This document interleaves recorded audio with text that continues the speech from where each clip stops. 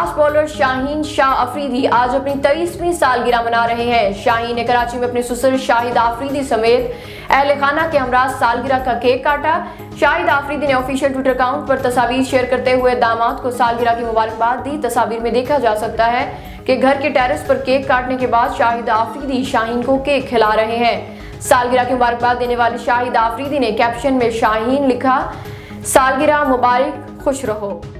भारतीय cricketer Hardik Pandya Afghan cricketers Rashid Khan और नूर अहमद के पास सहरी करने पहुंच गए। अफगानिस्तान के बॉलिंग ऑलराउंडर राशिद खान ने अपने इंस्टाग्राम अकाउंट से तस्वीर शेयर की है, जिसमें इन्होंने IPL फ्रेंचाइज गुजरात टाइटंस के कप्तान हार्दिक पांड्या का शुक्रिया का पैगाम दिया है।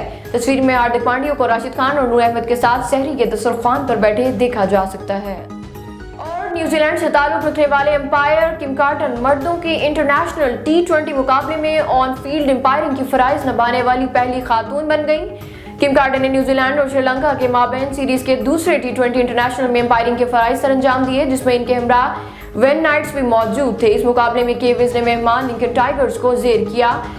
कॉटन ने इससे कबल हैमिल्टन में 48 साल 2020 में भारत और न्यूजीलैंड के खिलाफ मैच में बतौर T20 अंपायर फराइज निभाए थे।